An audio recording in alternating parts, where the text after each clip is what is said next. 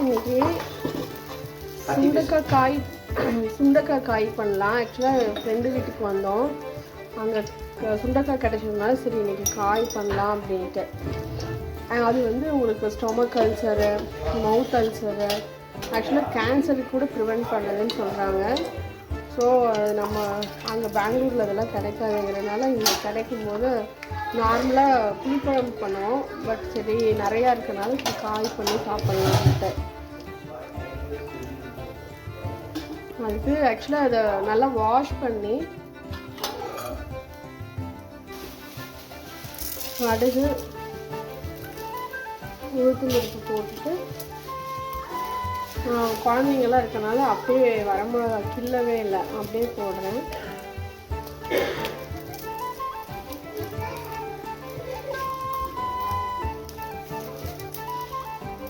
அது நல்லா கொஞ்சம் இந்த ப்ரௌனிஷ் ஆனதுக்கப்புறம் நம்ம காயை போட்டுக்கலாம்.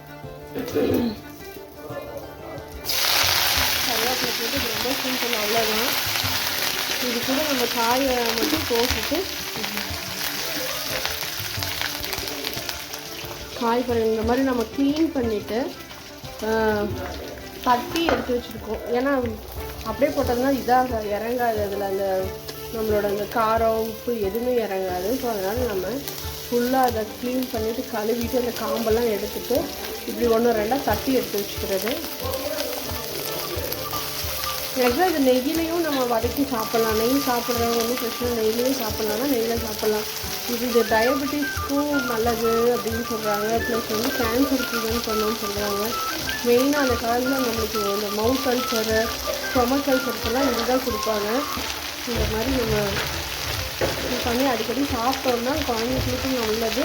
பெரியவங்களுக்கு நிறைய இப்போலாம் நம்ம ஸ்கிப் பண்ணுறோம் இல்லையா ஃபுட்டு, அதனால் நிறைய பேருக்கு அல்சர் வருது. ஸோ அதெல்லாம் இது பண்ணணும்னா எப்போல்லாம் நம்மளுக்கு கிடைக்குதோ அப்போல்லாம் இந்த மாதிரி எவ்வளோ ஸ்வீட்ஸ் இருக்குது.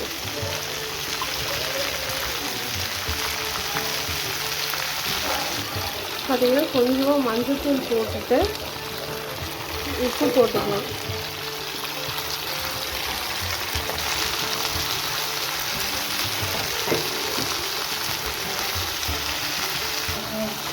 உப்பு போட்டு நல்லா கலந்து விட்டுட்டு ஒரு 5 minutes நம்ம அப்படியே அந்த எண்ணெயிலேயே இதாகிட்டும் விட்டுடலாம். அதுக்கப்புறம் வேணும்னா கொஞ்சம் தண்ணி ஊற்றி மூடி வச்சிடலாம்.